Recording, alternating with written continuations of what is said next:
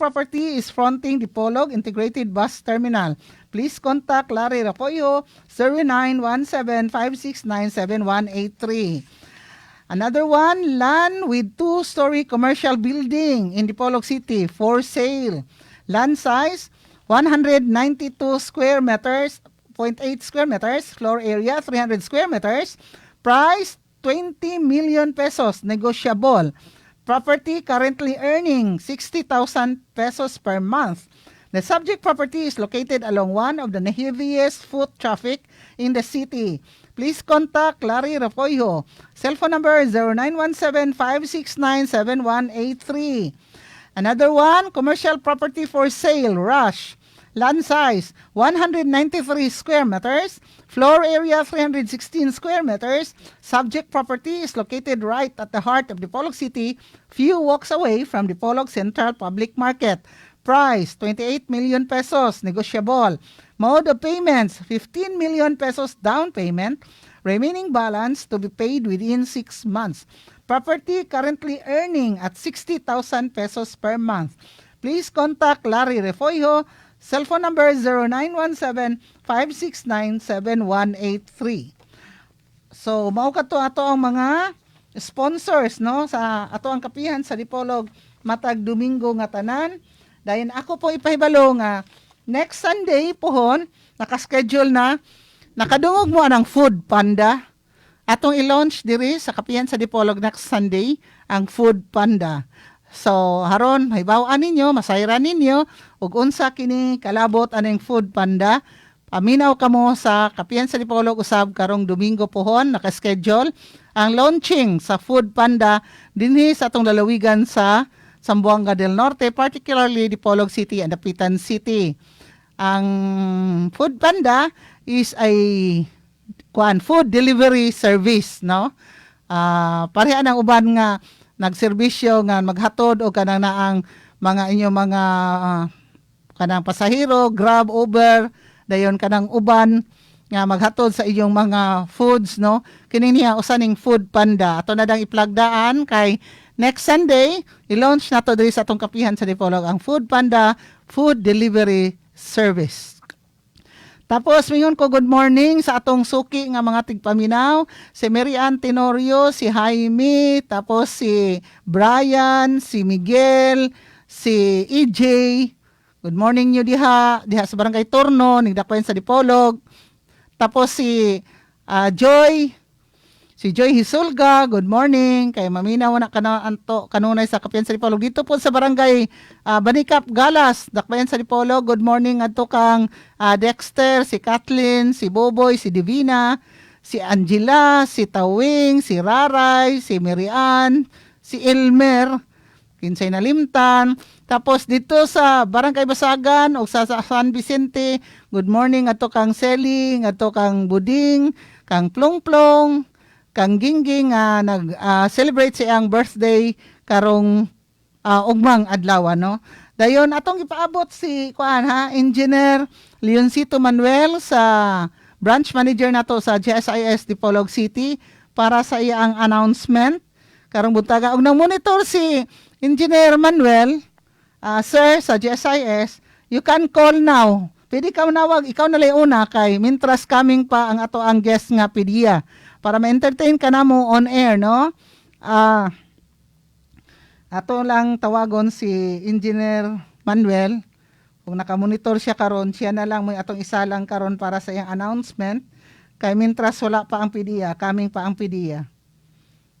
So atong kontako nato, no, si Engineer Leoncito Manuel sa GSIS. Okay, nag-ring na atong telephone. Yes, good morning sir.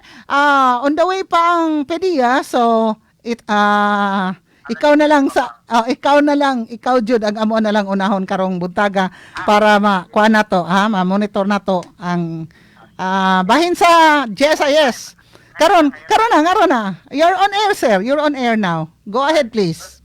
Good morning po sa ating mga masuking taga-pakinig ng ating pinakamamahal na programang kapihan sa Dipolog. Maayong buntag sa tanan, labi na mga GSIS members of pensioners sa tibuok Zamboanga del Norte, Misamis Occidental, and the 7 cities encompassing these 2 provinces, namely Dipolog, Dapitan, Osamis, Oroquieta, Tangub. Yes. So, good morning to everyone, and happy ano ba tayo ngayon? Souls Day o All Saints Day. All Saints Day tayo, no? Okay. So, unang-una po, today marks the start of yung implementation of our Bayanihan moratorium under the Bayanihan Act 2, under which all GSIS loan payments po are entitled to that moratorium, wherein their loan terms will be extended for 2 months, no? Okay.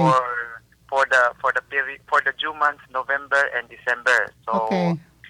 this will be a lot of help to us, especially during this time of the year kung saan nagtatapos yung taon at marami tayong dapat ihanda. Mm. So I hope this will be disseminated po sa lahat, including po sa ating mga pensioners na who were also given 2 loans this year, no? Who are also offered 2 loans, yung namely the pension loan and the pensioners emergency loan. So kasama din po sila.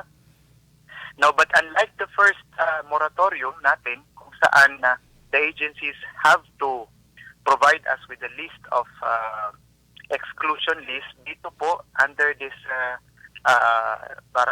moratorium, hindi na po kailangan automatic po namin i-extend yung term nila kung sakasakaling hindi sila magbabayad, no? And there will also be no parameters, yung sinasabi natin criteria, Yes. for the qualification. So Okay. whether their loans are in default, no, or ibig sabihin walang bayad or kulang sa bayad yung mga loans Ito, sir. nila as of yesterday, entitled po Aircon. sila. They may enjoy yung moratorium natin.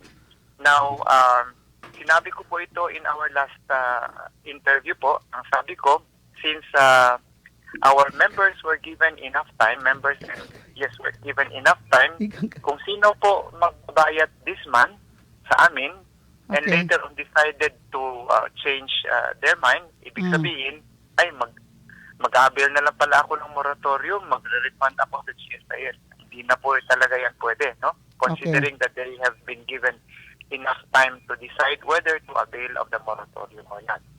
Okay. So, ulitin ko po, all loan payments of GSIS po ay pwede po natin ipasama dito sa ating moratorium under the Bayanihan Act 2.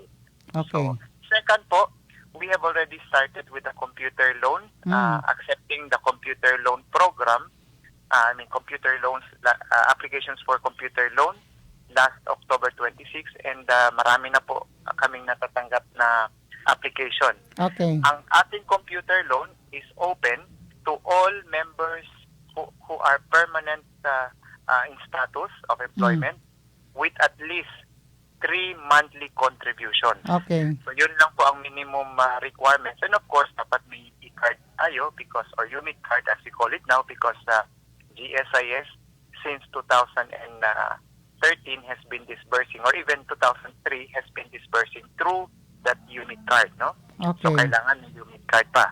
Now this will be given, the period of availment of this loan is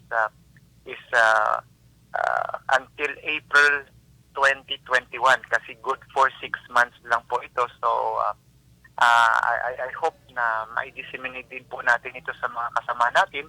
For those who are listening right now, Yeah. yung mga hindi po mga kapitbahay natin, kaibigan, relatives, please inform them that the loan is only for 6 months. So take advantage of this computer loan, which has similar features or terms with our emergency loan. Okay. So 6% lang din po siya. The amount is 30,000, and then the monthly amortization is 983 pesos and 33 centavos, payable over a period of 3 years.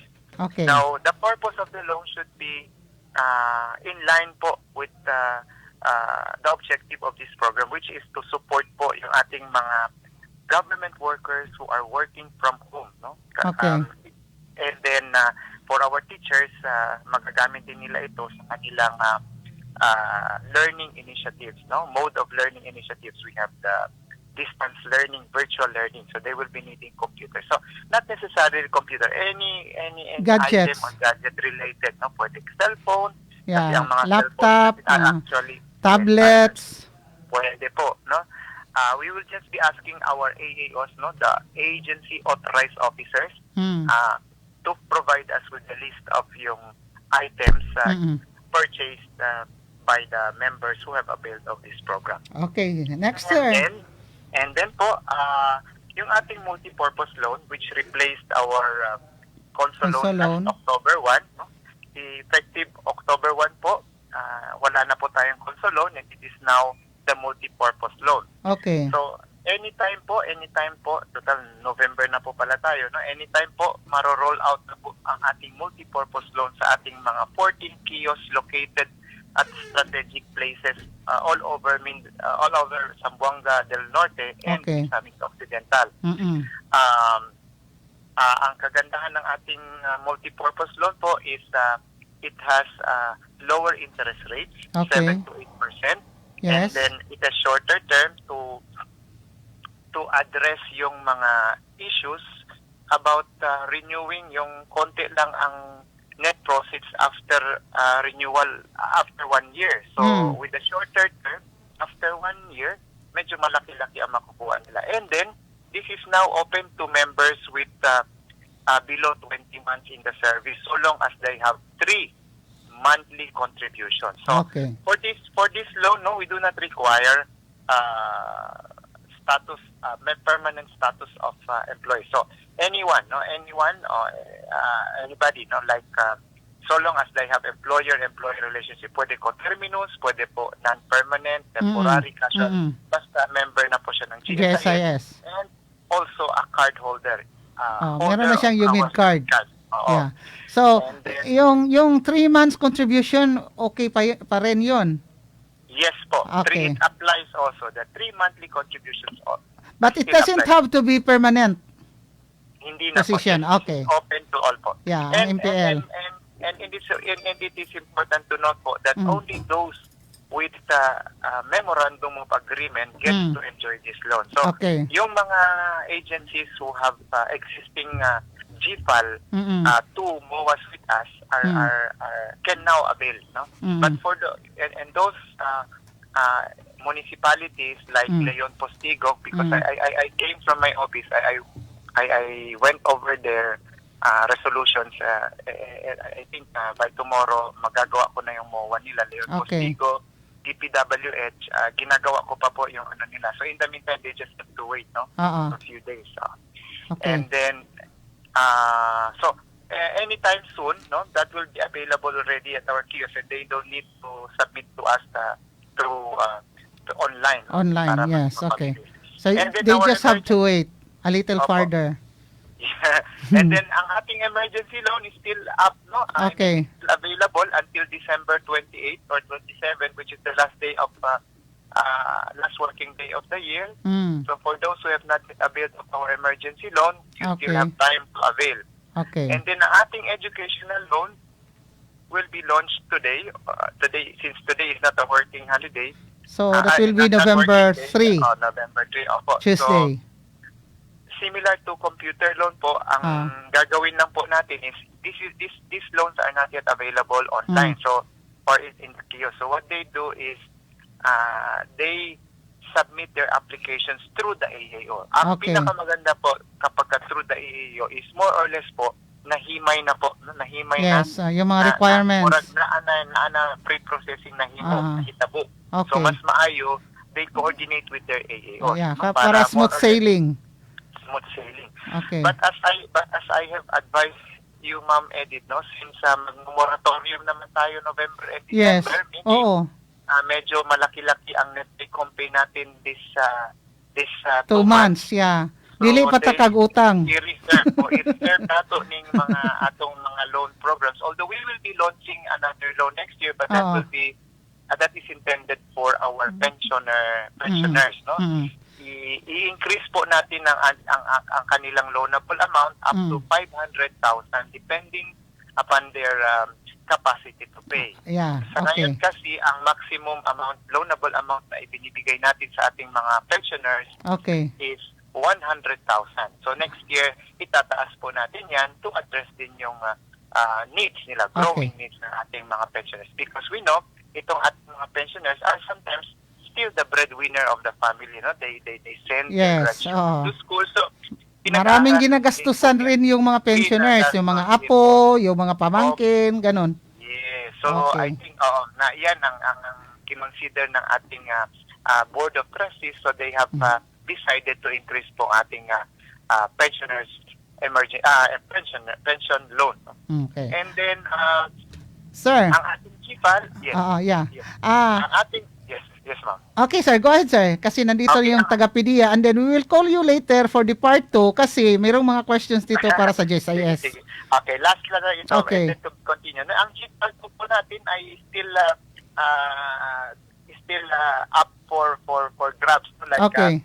we have just entered into MOA with the Dr. Jose Rizal Memorial Hospital. So we are expecting 300 applications from the hospital. So marami-rami pa po tayo. And for those who have not yet applied, Nawala na sa air. Okay. Sir, we will just call you later, ha? We'll just call you later. Nandito na kasi yung bisita natin sa PDEA for our part 2 questions with GSIS, no? Hold on lang, sir, ha? Hang on. Engineer Leoncito Manuel, we will get back to you for the part 2 of our Kapihan sa Dipolog program later. Kasi meron naman tayong mga questions for GSIS. Gusto nila kasing maka-avail na talaga itong multi-purpose loan and they are very impatient already. Okay, so at this juncture, may I welcome to you sa atong mga tigpaminaw karong buntaga, ang ato ang bisita gikan sa Philippine Drug Enforcement Agency, ang na-assign diri sa Zamboanga del Norte, si Chief Agent Marvin Santos. Good morning sir and welcome back to Kapihan sa Dipolog. Good morning. Okay, ay short ra kay sa tanan yang greetings. Okay, sir. Murag top tune kanunay ang atong PDEA karong panahon na. And we are short of surprise kasi with all the pandemic, with all the mga restrictions, no, movement nga ato ang naagian karon, atong na-experience karong panahon na, pero daghan paghapon di ay ang mga drug cases, no? We will just focus on Zamboanga del Norte. Kay mura og daghan kaayo ang natingala, why is it nga abi nato kay pandemic, stay home, tapos social distancing, wearing of mask, face shields, ganon, walang face-to-face contact, no? Daghan pa din naman og drugs, no? So kanang mag-session ko kag shabugo, di ba, face to face, tapos magamit mo unsa diha ana, di ba, common ang inyo ang gamiton. So how is it nga murag kuan gyapon, usog gyapon ng mga shabu-shabu karon? Agent Santos, please. Meron pa kasi ang ano lang talaga dito is meron pa ring supply because remember yung diniscuss natin previously, no? Yes. Na we have to remember na hindi naman pa talaga fully restricted ang movement ng mga tao. Number 2, the movement of basic commodities is patuloy pa rin. Yes. So yung etong drug supply kasi, etong mga supplier ng illegal drugs, ginagamit sila ng legal commerce to mask etong illegal drugs distribution nila. Yes. So as long, sinasabi nga natin, as long as na may mga consumers, meron pa ring suppliers. Now, etong pagsabi yung use ng illegal drugs, alam naman talaga natin at sa form of, it's lalo na itong addiction sa substance. Walang even the threat of punitive punishment. No? Sa active na law enforcement operations ng ating mga law enforcement officers, PNP and PDEA, nandiyan, talagang hindi sila tumigil. Even with the nakita nga natin, with the very serious threat na sinabi ni ating Presidente Duterte that he will end tong illegal drug menace sa bansa during his term. So, hindi pa rin sila tumitigil. So, hindi rin kami titigil. Yun lang yung message ko sa kanila. Okay. There's a question coming from Julius Salaveria, our CPA panelist. And I quote, madunggan namo sa balita ang daghang nadakpan sa PDEA lately og murag maura pod kasagaran ang mga personalidad nga nalambigit kaniyo adto sa droga. Unsay kasulti nimo? Unsay indikasyon ba kini nga dili epektibo ang programa paglugway sa mga pusher o plea bargaining? The same ra kaha ilang drug lord nga wala madakop sa PDEA? Marag 3 questions na to. Number 1 is, the same personalities ko no, user or pusher ba ang kanunay ninyong madakpan o guban pa? Second is, mura og dili effective ang plea bargaining. Kay the same people, the same personality raman ang nagkuan no, cycle. And number 3 is, how effective is the program? Well, itong ang unang tanong, no, because mga sabi ko nga kanina, substance abuse kasi, kaya recidivist mga to eh. Because nagiging may dependency na sila dito sa illegal na droga. Yes. So kahit hulihin natin, lalabas yan. May mga cases na pinarehabilitate na ilang buwan, abot ng taon pag bumalik. Pag andyan pa rin talaga yung mga negative na impluensya.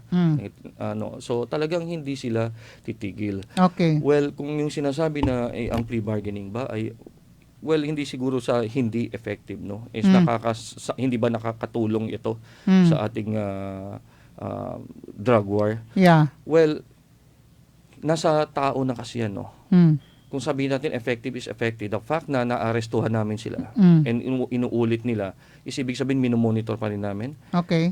And then naaresto pa rin sila, it's effective. Ito naman sa plea bargaining, ito yung provision ng law talaga na available sa kanila.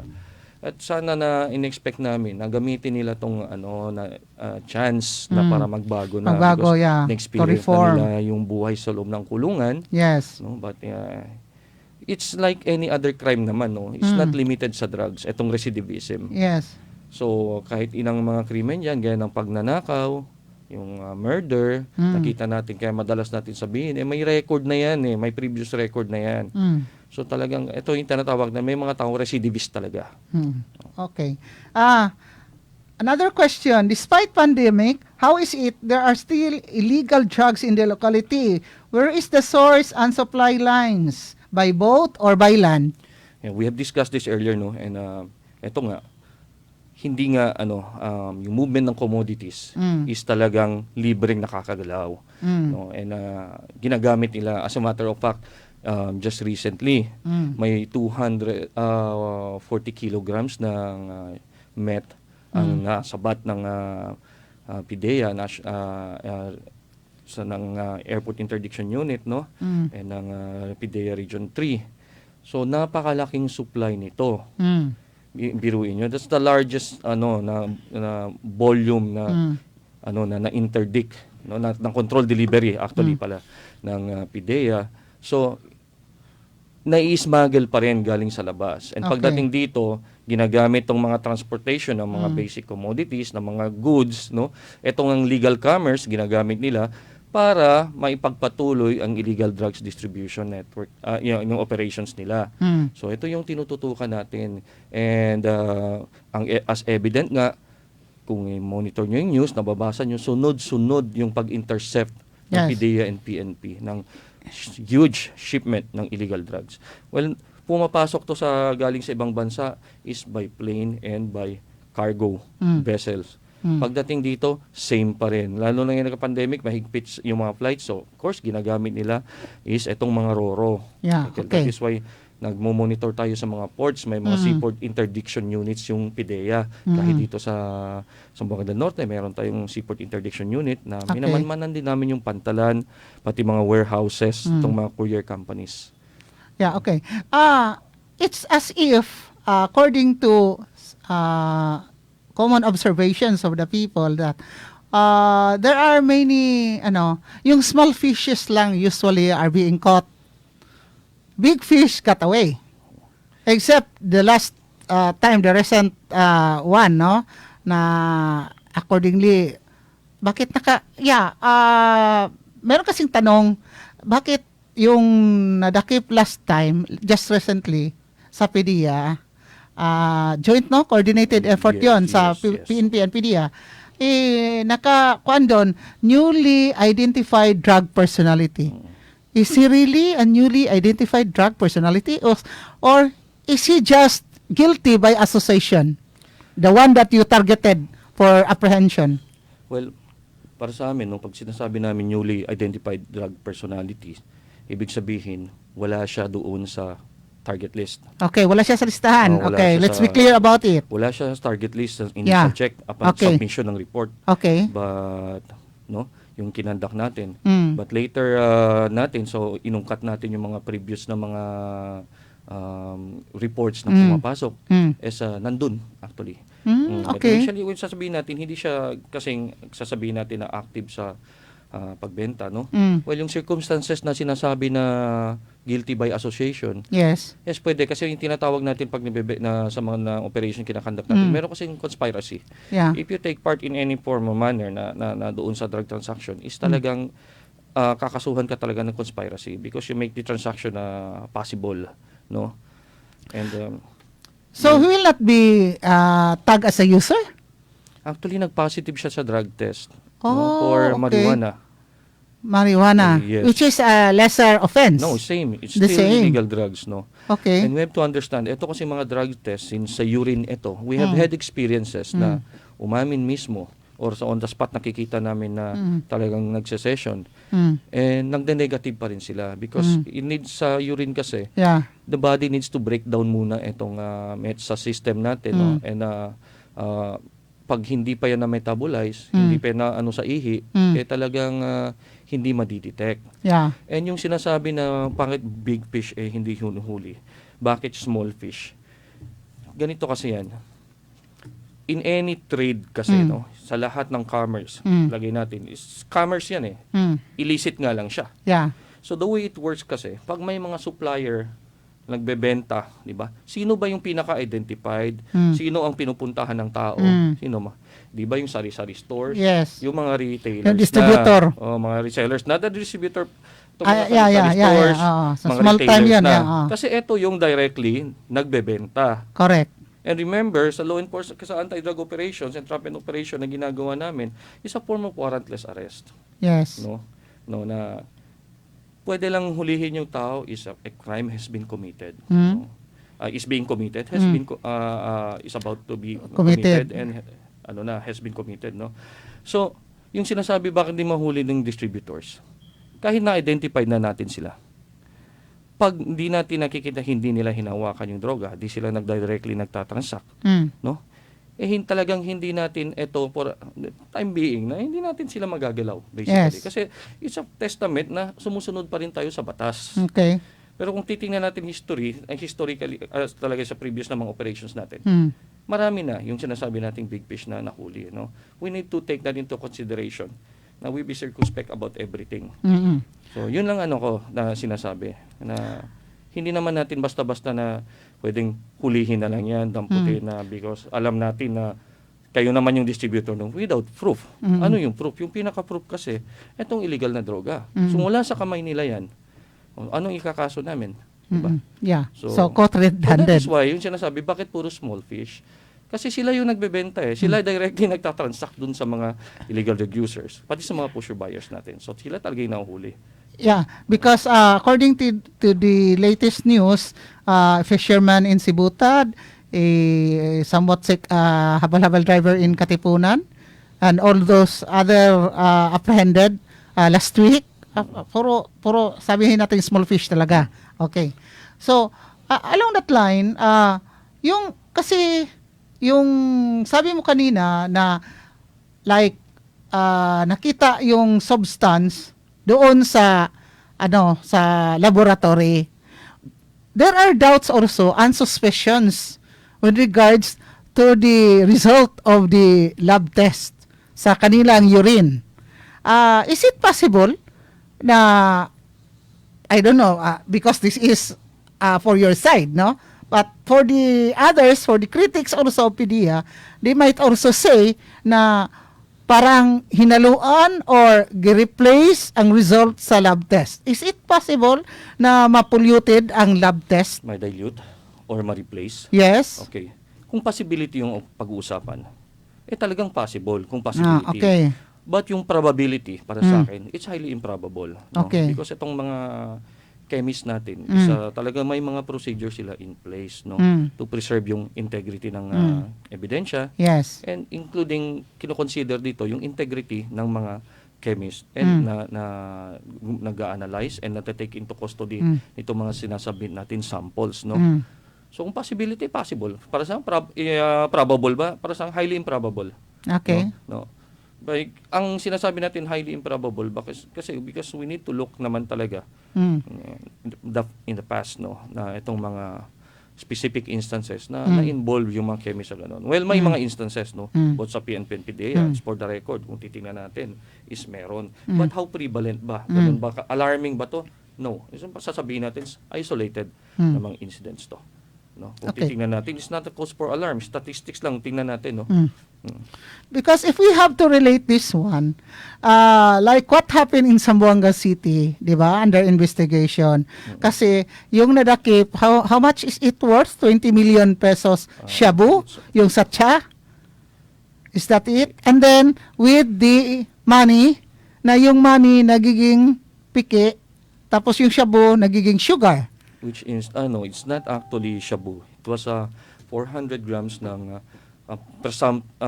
yung presume na was cocaine. Okay, no? Cocaine, yeah, cocaine. Yung money na naging peke, we have to remember, yung law enforcement officers natin, pag magta-transact tayo, wala naman tayong available na millions eh. Where will we get that money?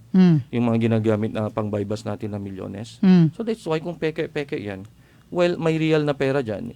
And then the others, we make it to appear na totoong pera. No, but it does not make yung transaction namin is illegal. No, it's talagang wala tayong ganong kalaking halaga para mag-transact. Otherwise, kung ganon mag-stick na lang tayo kung gagawin natin requirement legal na pera, ano lang mahuli natin. Yeah. Diba? Because how is it? Kasi merong doubts and suspicions on the integrity of the PDEA, the apprehending officers. Kasi yung cocaine daw, di ba? Di yung sa report. And all those money mentioned, how much is worth. And then, later on, nagiging piki ang pera at saka yung cocaine nagiging sugar. Yung sinasabi natin how much it is worth, yung ini-estimate natin, yung binibigyan natin ng value, yung drugs na sis. It does not mean yung na nasis na cocaine. It does not mean na nasa natin yung pera. Actual talaga, actual. Yung value yung actual possession of the money. Yes. Is that what you're trying to say? Okay, yeah, yung value lang yung sinasabi natin, yung value ng drugs na pinurchase ng na yung presume na illegal drug na pinurchase ng posture buyer was ganun kahalaga. It doesn't mean na physical, may pera yun eh. No? So yung sinasabi nila na naging peke yung pera, that's the budal money yun eh. Definitely ginagamit sa transaction. And yung sinasabi sa integrity na, well, the public kasi is a public opinion nga. No? May mga kanya-kanyang dahilan bakit gano'n yung tao. And meron talaga plain na kahit anong gawin mong tao, may skeptic pa rin. Yes. But the good thing lang talaga dito is nakikita talaga natin, we need to take these things in public criticism positively. Yes. Na it means talaga the public is watching collectively, no? Binabantayan tayo, minomonitor. Yes. So, wag tayong pabaya and kailangan mag-ingat tayo sa mga galaw natin. Dahil sisingilin tayo ng public na talaga being public servants. Sineserve natin yung public. No? So, talagang but kung titingnan natin, ito yung facts and circumstances lang yung sa amin. Yeah. Yung sinunod naman lahat ng procedure, sinunod yung procedure, and yung wala namang malis doon sa intent. It happens kasi. It happens na tinatawag namin sa dito yung mga estapador. So, ang kasunod nga yun, no, nung nag-operate sila ulit is for marijuana. Yung chinek talaga is nakabalot was grass din. Pero may actual na marijuana during transaction binigay. May nakabalot sa isang bundle. Yeah. Pagbukas, that was grass. And sa history namin sa serbisyo talaga is nangyari na rin sa amin yan. And nakikita na rin namin na sa operation, alam namin na mga estapador to is daw, nakikita, may mga telltale signs kami nakikita during hinahalo-halo. No, actually peke yung tama yung sinasabi nyo, hinahaluan, yung peke. Quick money din eh. Quick money gusto nila. Parang budol-budol. Yes, nangyayari yan. It's the first time nga lang nangyari na cocaine. Yung na binenta, yung presumptive was cocaine. No? So, ano naman talaga, sabi ko with all our experience and training, kami mismo, pag nakita namin yung cocaine substance, hindi namin ma-identify kung cocaine yan. Because itong cocaine, physically, ang appearance nito is just maraming substance na pareho. Particular, itong mga powdery substance. So, hindi ang public kasi... Unless doon sa crime lab yes, na. itetest talaga. Ang public kasi, largely, yung knowledge nila or idea na nakikita is anong napapanood nila sa movie. Yes, oo. Diba? So, sabi ko nga, yung sa movie, ginaganon-ganon daw. Sabi ko, we don't do that. Dati, yung nilalagay sa bibig para tikman, how about pag cyanide yan? Correct. It's chemical, diba? And, yung ano natin, sabi ko, kung sa movie nga napapanood nyo, bakit tinetest talaga yan? Because talagang mahirap identify yan. No? Hindi na pwedeng mere site na dahil PIDEA kayo, alam nyo yan? No. It's talagang hindi namin ma-identify ba mere site yan. Actually, yung regulation talaga. Kaya nga sinasabi namin, suspected cocaine. Tapos pag initial screening, sinasabi niya presumptive. Okay. Oo. So, kailangan mag-undergo pa yan ng confirmatory test. Okay. So, the last time we had an interview doon tayo sa Camille Hotel 1. We were talking about drug personalities, especially mga public officials or other high-ranking personalities here in the province of Zamboanga del Norte. We ask you, meron ba? And then, just recently, parang na-shock kami lahat dito because it involves a very, very prominent person here in Zamboanga del Norte. So, that came as a surprise to us. Actually, I cannot disclose. Yes, of course. Ng mga investigation ginagawa namin, no?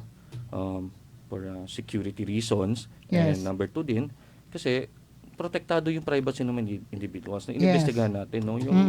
So hindi natin talaga sinasabi na meron o wala. We will not confirm or deny. Yung result na lang ng law enforcement actions namin will gaya ng sinabi ko sa inyo, no, na talagang hindi kami titigil. And sinabi ko naman, wala kami dinidiscriminate.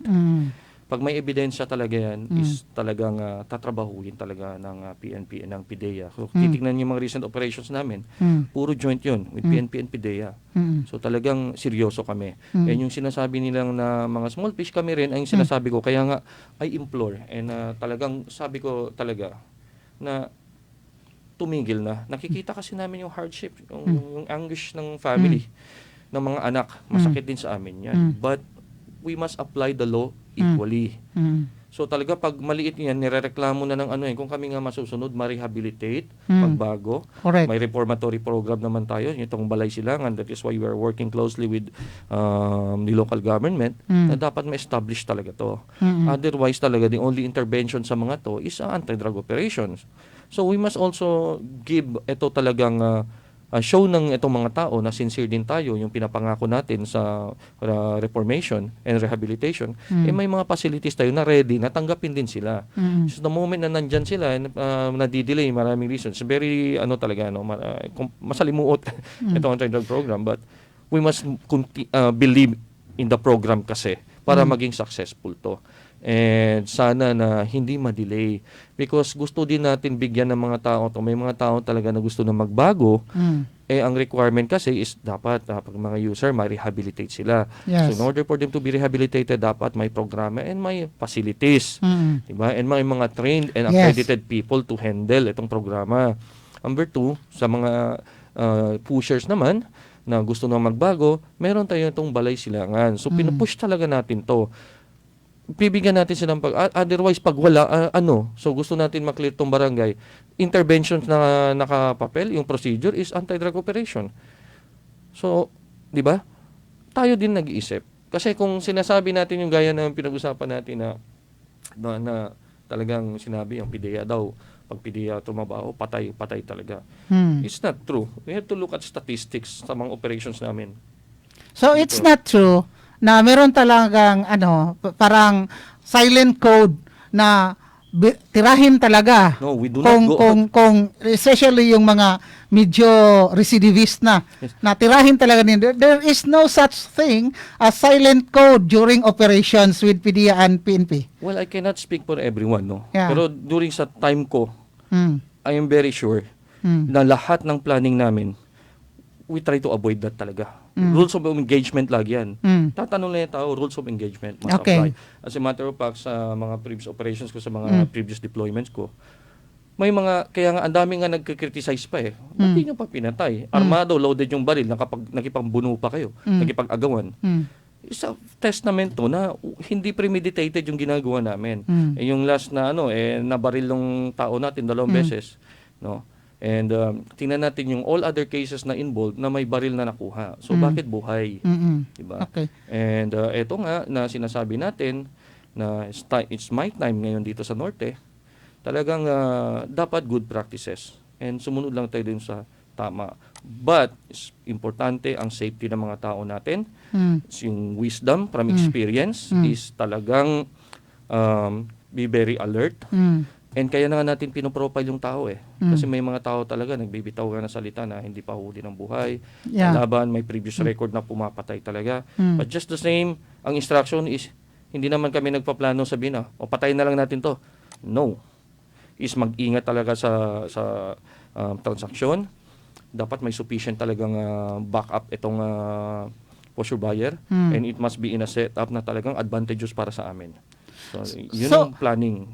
Yeah, especially I would like to with your permission, yung planning stage ninyo, do you usually coordinate with your co-equal branch of government like the PNP, like if there's a military base like the military and with LGU concern, or is it really just for confidentiality that it is only you, the PDEA, will know of the real target, the real situation, and then yung mga backup hindi nila talaga alam yung sa the exact position and location? No.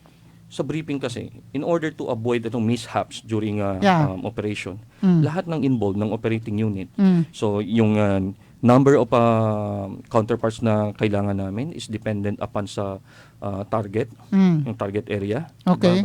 Of course, pag high-risk areas, mas marami.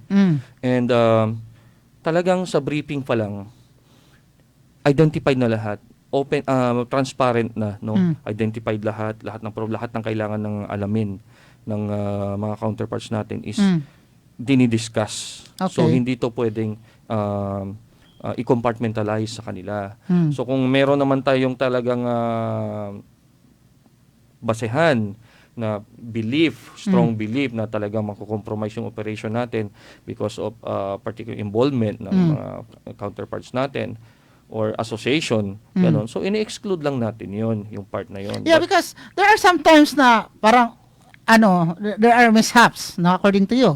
Kasi mayroong leak along the way. Yes. Yeah. So, is it really the ordinary strategy planning with your office na talagang yung concern na involved agencies, talagang alam nila lahat ng pasikot-sikot sa operation? Kasi you will also fear of leaks. Yes. During the operation. Yes, because yung mga supervisor, team leaders din, ng mga counterparts natin, or yung mga chiefs of police, Okay. before silang makipag-joint operation sa atin, and the same kami makipag-joint operation sa kanila, is meron tayong parameters or may standards tayong sinusunod. So they ask questions. Hindi lang to naman blind na sasama sila sa amin blindly na okay kung ano hindi pwede yun eh. Okay. Yan ang talagang ugat ng maraming kamalian. No? Yes. At sinasabi natin na mga mishaps sa operation, hindi pagkakaunawa. So, nilalatag lahat yun. They ask questions, we ask questions. So, Okay. that's how it is. Okay. And pag may hindi nasasatisfy, dinidiscuss. Yung operations, hindi yan isang araw, nagsumbong, punta agad kami. It does not happen that way. So, ilang araw yan. Ilang Okay. araw yan, pabalik-balik. Binabalidate natin. Okay. May pinapabalidate sa kanila. So, mga third parties. Okay. Yun ang, before, hindi ka naman basta-basta makatransact ng gano'n na lang eh. We need people that would go in. So, yun ang pinaka-basic requirement namin. Kasi otherwise, kung wala kang matransact, ano ba yung basehan namin sa operations namin? Which is primary requirement talaga. Diba? Kasi sabi ko nga, may mga limitation lang yung na the way na pwede namin i-conduct yung operation. Itong entrapment operation namin. Okay. No? So, in the event na kabaro ninyo ang target or uniformed men and women of the PNP or the military, another branch of government na related sa security. Yes. How is it? How do you play it? Of course, ninonotify pa rin namin. Yung operation, kinakandak pa rin namin jointly.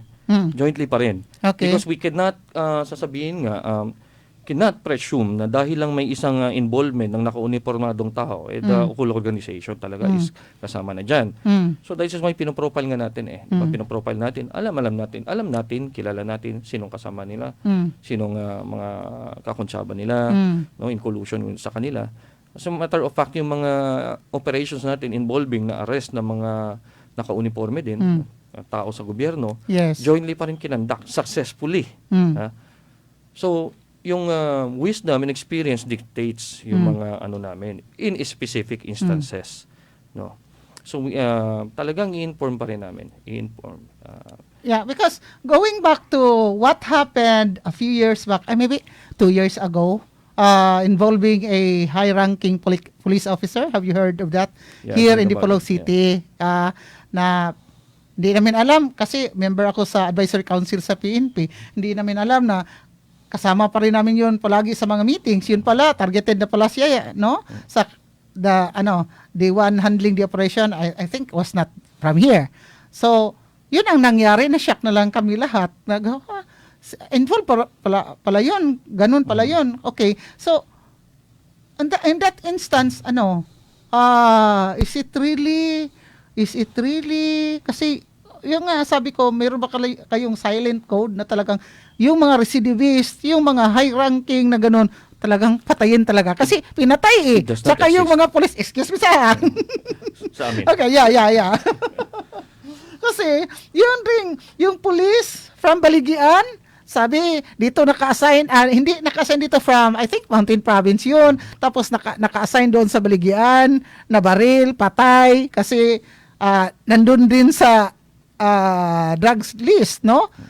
Parang ganun ba ang trend? So, this is your time to explain the PDEA side kasi ang public opinion, no, and I quote na parang it is against yung sa ginagawa ninyo na negative na talaga na sabi kong PDEA mag-target yan, patayin talaga. So, I think you should this is the time for you to enlighten the people on your operation, the way you operate, the way you do your job as PDEA officer. Yes. I can only speak for PDEA operations. Yes. And for matters na may personal knowledge ako of facts and circumstances, no? So it's always wise and prudent na yung didiscuss lang natin na yung may knowledge tayo, facts and circumstances, and avoid speculation, Yes. lalo na mga sensitive na mga matters. But kaya nga sinasabi ko, sa experience ko, it does not exist yung sa planning sasabihin natin ang pinaplano natin is patay na. That's basically that's murder no? So ito naman bakit kino-compartmentalize? Because we must understand ang intelligence operations has strict protocols, no? How to handle information lalo Yes. and yung even conduct ng mga personnel. So napaka-strict na to ng protocol. Kaya nga yung mga napupunta dito sa mga intelligence unit, hindi basta-basta na mga na kinukuha lang, hinuhulog saan-saan. May mga test diyan na kailangan dumaan, may mga endorsements, so ganito ka higpit.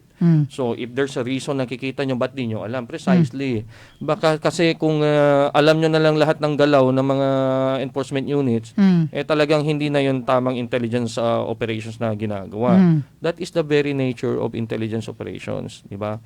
Secrecy talaga, confidentiality. So otherwise hindi na tayo magiging effective. It betrays itong very talaga natin na principle ng pagkakandak ng intelligence operations and itong mga intelligence operations concepts, no. So yun na yun, that is why kino-compartmentalize even sa mga kasamahan. And as law enforcement officers, we understand that even handling ng mga dokumento sa amin sa PDEA, may level lang yan. Ang tawag namin yan, may security clearance. Okay. So kung wala kang security clearance na to handle itong mga sensitive documents, hindi talaga dadaan yan sa kamay mo, hindi mo ma-access yan. Okay. So limited lang yan. Compartmentalize yung lahat ng yan. Yeah. Okay. So, yung level of secrecy sa upper level lang yon. Sa mga, Recluse. ha? At to sa pinakababa, Ah. yes. Up to the lowest talaga? Yes, yung sinasabi namin diyan, tinatawag need to know basis. Kung hindi ka naman involved sa operation, you don't need to know. Okay. Only yung involved lang. Involved directly. lang. Even yung mga kasamahan nga namin pag lumalakad, papaalam discreetly umalis. Hindi nga alam ng ibang mga agents. Except para sa akin. Alam ko saan sila pumunta. And every galaw din namin, alam ni regional director kasi hingi kami yan ng hindi yung PIDEA, hindi kasi kami magkakagalaw ng on our wala na gusto namin eh. Talagang kailangan namin ng pinaka-basic na galawan namin na gagawin lalakad is my authority to operate. Authority to, We yung coordinate with the approval. regional office. Okay. Napaalam kay regional director, inauthorize niya, and direction sa national office. Kasi kasi kami, centralized kasi yung coordination namin. Online yan. So once nandyan na hindi na yan mabawi, diretso na yan sa national office. So namomonitor kami lahat ng galaw namin. So yung purpose na for our itong mga tinagawa namin is for it to be legal. So anytime ginawa namin outside na walang coordination, walang talagang papailan kami ng kaso. Talagang mga illegal yung mga galaw namin. So that is why alam ng regional office na ano ang ginagawa namin. Yeah. And then, do you require yung joint efforts sa PNP, sa PDEA, do you require all those involved during the operation na maggamit ng cellphone or you do away with the cellphone? Depende, no? Baka milik merong, alis na kayo dyan, papunta na kami. Yes, sa experience naman talaga natin, may mga cases talaga na it's very wise, no? Sa dami ng involved sa operation. Patayin yung cellphone, may nagko-collect, nilalagay sa box. So, na-experience na namin yan Okay. na ilang beses. And ngayon naman, sa mga small lang operation is no need. In the first place kasi, mga trusted partners na yung kasama natin. Okay. And kaya nga sabi ko, hindi naman lahat ng pwede dyan pwede mag-operate. No? So, lahat naman na naging trabaho natin ngayon is naging successful. So, only when the time comes na nakikita natin may pattern na is only can we raise suspicion doon sa nature ng partnerships natin. Ganun talaga. It's mutual yan eh. No? Same din with ibang mga units na nagpa-partner sa amin. Kasi nga, itong highly specialized tong ginagawa natin, lalo na itong anti-drug operations. That's basic na na-inform tayo, punta tayo bumili. Okay. It involves lots of intelligence operations. An intelligence gathering. Yes. Okay. Of course, validation, no? Yeah. Because alam natin talaga na may mga tao nagre-report, may malicious motive.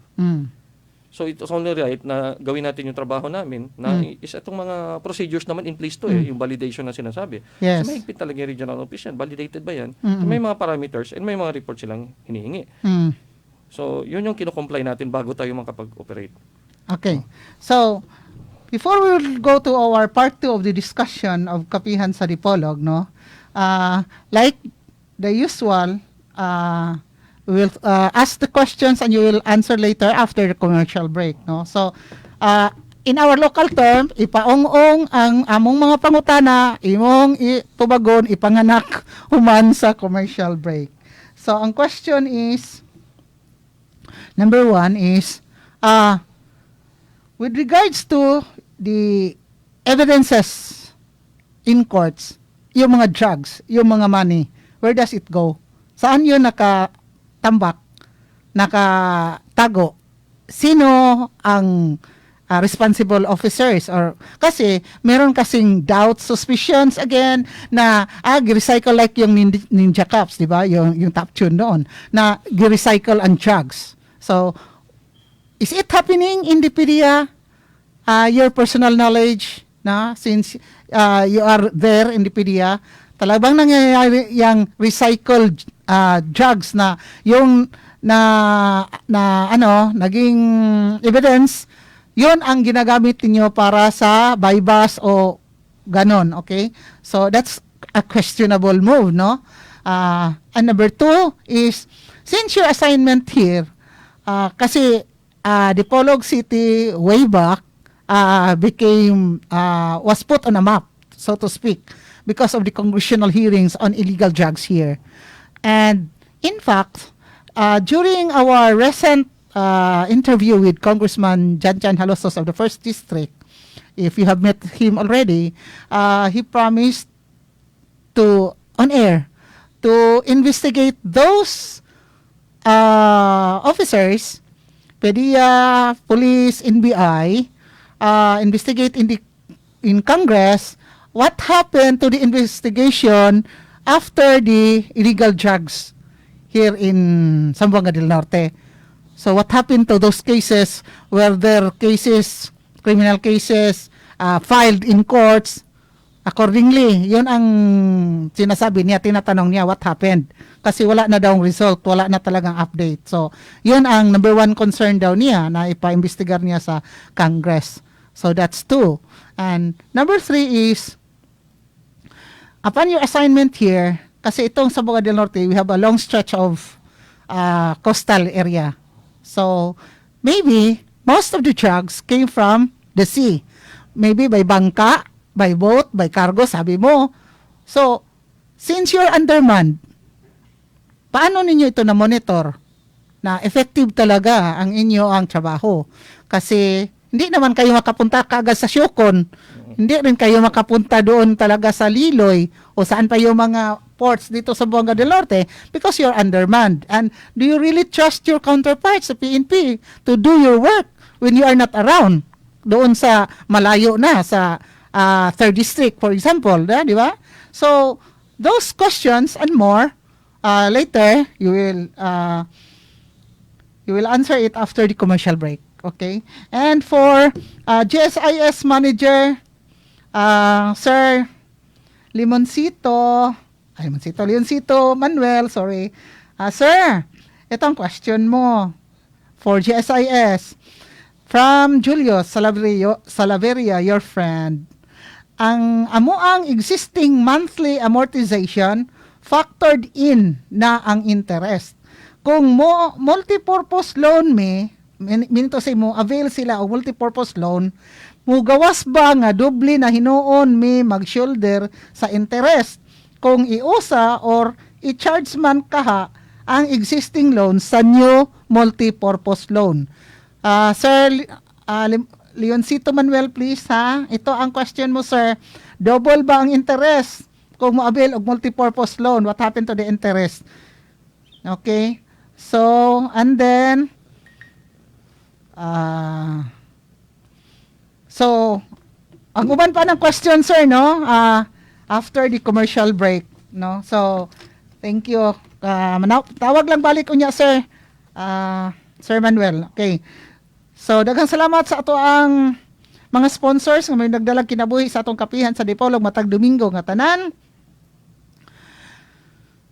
Vice Governor Senen Alvis Angeles, National Grid Corporation of the Philippines, ang Mindanao Visayas Interconnection Project, 52 billion pesos worth cable terminal station na sa Barangay Tagulo, Dapitan City. Salamat nga to kang Beth Ladaga, ang Regional Corporate Public Affairs Lead Specialist, President Anthony Almeida, Chairman Henry C. Jr., Attorney Cynthia Alabanza, ang spokesperson. Salamat nga to kang Director Radon Sedenio, Regional Director, Department of Agriculture na in Zamboanga City. Janos Marketing, na maligya sa mga spare parts sa inyong mga sakyanan o motor parts sa ubos lamang ang presyo, mahimutang sa Quezon Avenue, Dipolog City. Pangita lang si Janos Yu, ang owner-proprietor. Matawagan sa telephone number 212-1148. JJ&P Fruit Nursery and Lumberyard, na maligya sa mga fruit seedlings, cucumbers o uban pa sa ubos lamang ang presyo. Mahimutang sa Barangay Lingasad, Lungsod sa Pulangco, Zamboanga del Norte, ug ang branch mahimutang sa Barangay Galas ning Dakbayan sa Dipolog. Congresswoman Glona G. Labad-Labad, Member House of Representatives sa 2nd District, Zamboanga del Norte. Petra Cement Incorporated, pinaagi kang Engineer Gilbert Cruz sa Lower Rasan Rojas, Zamboanga del Norte. Shrine City Food Terminal, operated by Kasaba Growers Association of Dapitan City, na maligya sa lamian kayong kasaba chips o uban pa. Namin mo sa ground floor, City Hall, sa Dakbayan sa Dapitan o ingon man sa Dampa. Pangita lang si Susan Impinado, ang Livelihood Center in charge. Salamat nga to kang Acting Mayor Alfredo Baitit sa Pulangco, Zamboanga del Norte. Ingunan kang Mayor Evan Hope Olvis sa Pulangco, Zamboanga del Norte. Mayor Melody Tolin sa Salog, Zamboanga del Norte. Roger William King, Jennifer Agustin King sa Oma County, Northern Ireland. Hotel Camila One Management and Staff. Pinagi kang Manager Gold Fabriga. Zamboanga del Norte Police Provincial Office, Provincial Advisory Chairman, Engineer Roland Soliva. At the same time, si Engineer Roland Soliva, ang President sa Dipolog Chamber of Commerce and Industry. Daghang salamat nga to kang Ma'am Cecil Soliva also. Happy viewing to Jaime and Vicky Caballero, James and Samantha Caballero sa Ontario, Canada. Shout out to Lady Aretha sa Toronto, Ontario, Canada, o kang King RD of Jennifer sa Doha, Qatar. We love you. God bless and stay safe. And of course, ang ato ang suki nato ini ni ang pamaligya og yuta. Dipolog Realty Services offers the following services: titling for 5,000 pesos per title, commercial property, residential property, industrial property, and processing of estate tax clearance, 5,000 pesos gihapon. Pakita lang si Larry Refoyo. Land for sale, area 5.9 hectares, location Barangay Sangkol, Dipolog City, price 250 pesos per square meters, frontage 134 meters. Ideal for subdivision or gasoline station. Please contact Larry Refoyo, cellphone number 0917-569-7183. Commercial property for sale, Rush, land size 193 square meters, floor area 316 square meters. The subject property is located right at the heart of Dipolog City, few walks away from Dipolog Central Public Market. Price, 28 million pesos negotiable. Mode of payments, 15 million pesos down payment. Remaining balance to be paid within 6 months. Property currently earning at 60,000 pesos per month. Please contact Larry Refoyo, cellphone number 0917-569-7183. Land with 2-story commercial building in Dipolog City for sale. Land size 192.8 square meters.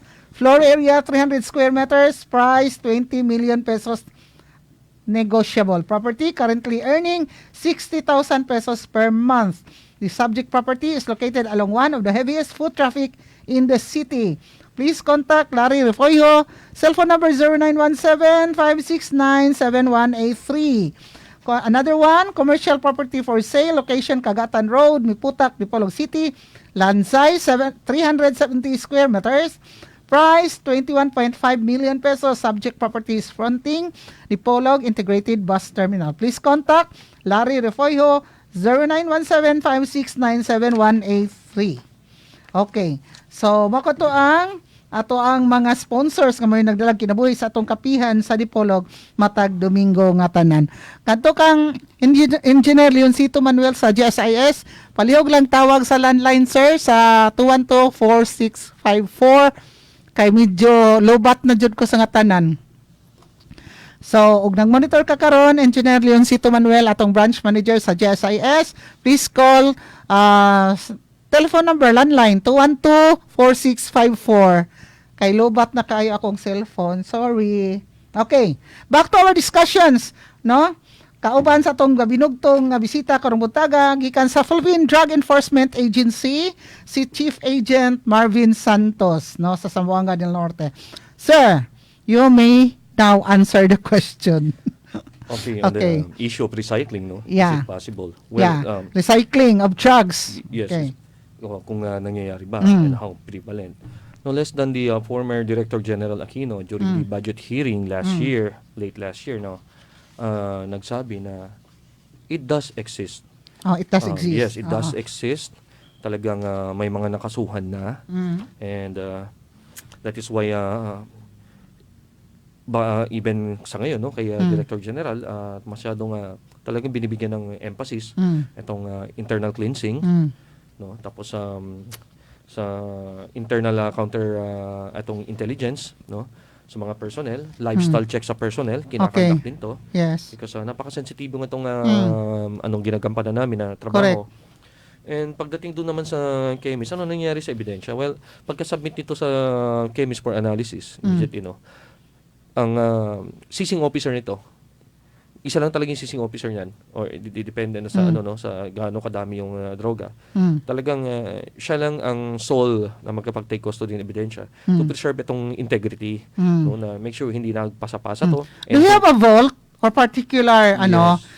sa para to hide those evidences? Yes, it's very secure, no. Kaya nang pagpasa nila to sa ng seizing officer sa laboratory, everything kasi is logged, yung chain of custody. Talagang in-scrutinize ng court niyan. Kung pinasa mo kanino, and the exact, I mean exact description. May mga pictures yan, exact description, no? Mm. Size, weight, color, Mm. and other physical properties, Mm. including yung packaging. Who will audit that one? Meron ba Actually- mag-check talaga kung is Yes. it really existing? Is it still there? Kasi pag if you will rely on one person's word only na okay, yeah, it's still there. Yes. But then again, missing na pala. Actually, may annual audit tayong kinakada. Actually, Okay. itong It's natin good is to hear. mandatory Okay. audit Mhm. na talagang chine-check natin yan. Mm. Ang chine-check sa audit kasi, pag submit kasi ng, ito sa chain of custody, sabi ko nga, may very detailed Mm. description. Okay. So, ino-audit to kung nagmamatch ba lahat. Mm. And ang pinaka-critical dito is yung weight. Okay. Yung wini-weight din to, wini-weight niya siya. And etong laboratory natin, meron tayong isa lang duty chemist na 24 hours naka-duty. Mm. Siya lang ang allowed doon. Mm.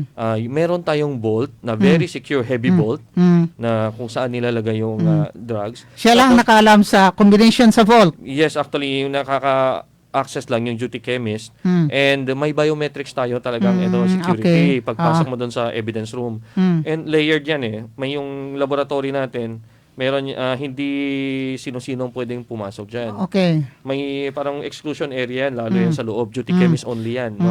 And may CCTV tayo, 24/7 naka-monitor dyan sa loob. Mm-mm. So, Okay. security, 24/7 security. Mm. Meron tayong itong biometrics entry, Okay. yung access, biometrics access. Saka yung may annual na audit Okay. kinakandak. Do you have it here in Sabanga del Norte? Lahat, wala, sa provincial office namin. And the PNP follows the same protocol dito sa mga na security talaga. Kasi it's Okay. lalo na itong sa drug evidence. Oo. Sa napaka-sensitive. I'm sorry to say this, ha? I'm sorry to ask this. During transport of these drugs, is there any way na ma-replace ito or ma-lessen ang volume of the drugs?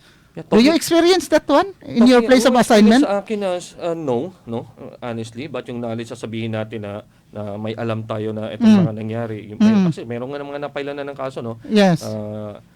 Yung mga ganito, yung possibility na mangyari, yes. Mm. It's very possible na mangyari. Dependent nga sa tao eh. Mm-mm. That is why sa operation, pag may doubt ka sa tao mo, sa integrity ng tao mo, he does not belong to any drug, anti-drug operation. Lalo na pag-handle ng evidence. Mm.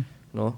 So nakabantayan. Kaya pag hawak yan, kinakata natin, the soonest na matapos na yung inventory and lahat, dinidiretso na natin yan sa laboratory. Mm. No? Yan talaga yung practice natin. It improves actually over time. Lalong humihigpit and improves. The fact na it's a positive sign na talagang every time may controversy, may so nag-improve tayo sa system and procedure natin. Mm-mm. Do you have evidences, drugs in courts na pinapatago sa mga huwes? Ganon? Yung sa yung pinipresent lang nila as evidence, but yung custodian talaga ng drug evidence is nasa mga chemist natin nasa laboratory. So, pinapatawag yan, okay. pinapadala kung kakailanganin na i-exhibit yan. So after which, return talaga, Yes, kagad. yes. O para walang missing along the way. Yes, of course. Kasi yung tinasabi natin talaga, yung integrity ng evidence is napaka-important, no? Yeah. Kahit na sa laboratory nga natin, it is a controlled environment. Yung temperature regulated lahat because we must preserve yung physical integrity ng ebidensya. Otherwise, pag sinabi natin for exhibit, somehow nag-breakdown na yan, umiba na yung itsura kaysa nung describe at talaga madidismiss yung kaso. Kasi magkakaroon na ng doubt sa integrity niya, yan pa rin ba yung present ng ebidensya? So ganun ka higpit, ganun yung standard natin na ini-improve, no? Kasi marami ng lessons learned tayo. So nag-improve because na ito yung pinakamahalaga kay corpus delicti. Kaya kailangan natin yan sa talaga para sa conviction, successful prosecution ng cases. Okay. How soon are you going to dispose of the evidences?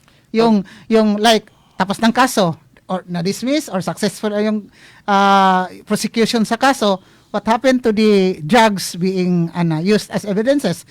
Paano yung disposition? How soon? As soon as na magbibigay ng court order, magkaka-receive kami ng court order kasi nasa kamay na ng judge, no, yung itong order for destruction. Yung inaantay namin. Wala sa namin yan eh. Kung gusto mo namin soon, bakit binabatch destruction natin? Because yung destruction process in itself, no, hindi naman pwede yan. Wala tayong facility na nasa atin na pwede nating incinerate na lang yan. Incinerate. Gusto natin. You're saying that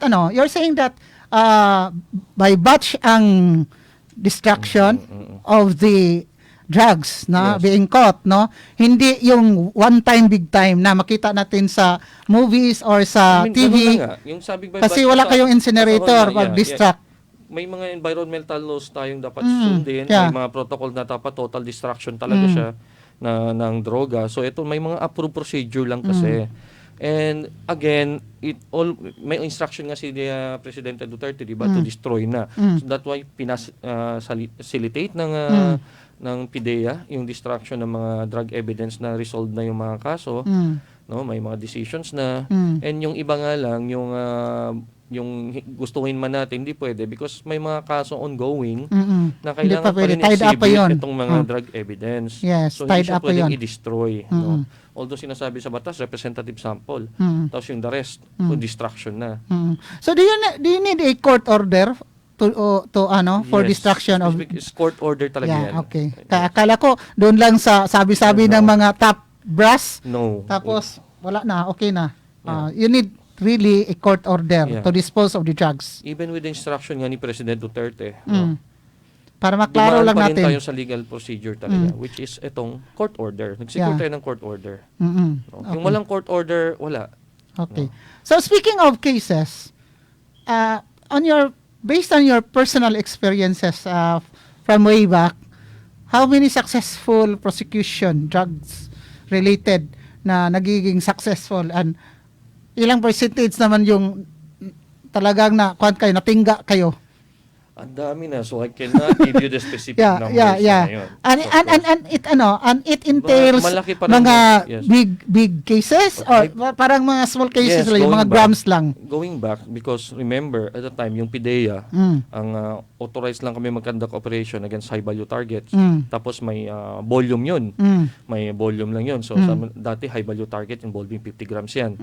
So 50 grams, that's a lot of drugs na, no? So for distribution sa street level. Okay. So, yun yung time na yun. So, pareho din lang, no? May high profile, may mga malalaki din talagang personality na talagang regional yung saklaw ng operations nila. And of course, may mga din tayo, may mga case din na dismiss, but mas marami ang na convict. And may mga ongoing pa din. So, marami na rin talaga eh. So, yung previous cases na nandun ka sa yung previous assignments, of course, you will go there, you will go back there kasi para sa continuing prosecution of the case. Yes. Ito yung facts sa buhay ng isang PIDEA agent. No? So we have people na nanggaling pa ng Luzon, nanggaling ng Visayas na napunta sa Mindanao, bumalik ng Luzon, and lahat ng area Luzon, Visayas, Mindanao na yon is meron silang kasong hinahawakan. And pag na-deploy sila dito sa Region 9, meron nga buong sa Basulta, Del Sur, Del Norte, Sibugay, Zamboanga City, meron silang kasong hinahawakan. And talagang the agency spends a lot of money dito to ensure lang na maka-attend talaga itong mga sa mga agents. court hearings. Yes, talagang seryoso yan because we can be charged with delay and bungling ng cases kung deliberately i-snub namin mga to. No?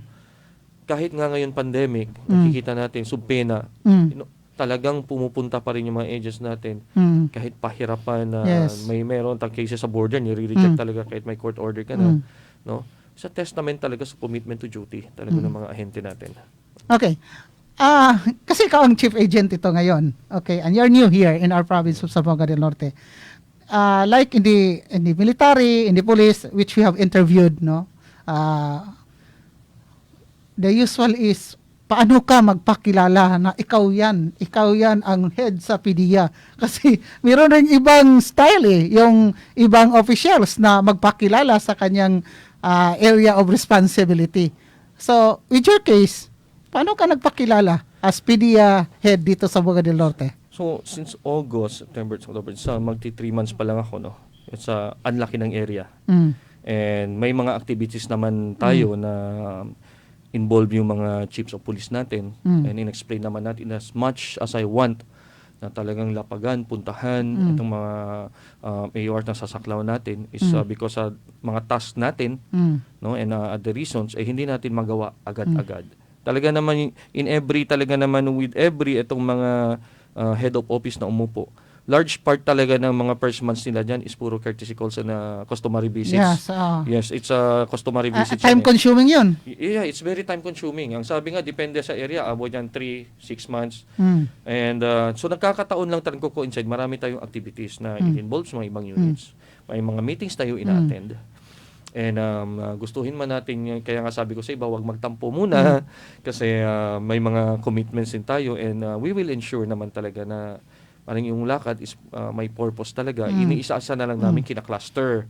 No? Because ang laki ng air natin, and ngayon going back sa ano natin, ito nga mobility, yung sinasabi nyo ng mga smuggling routes nito sa dagat, pwede. Everything is possible sa experience namin, na talagang sa shoreline gumagamit ng bangka, malalaking barko, couriers. So lahat ng mode na ginagamit na transportation ng tao, expect talagang ginagamit din yan sa mode ng illegal drug smuggling or distribution.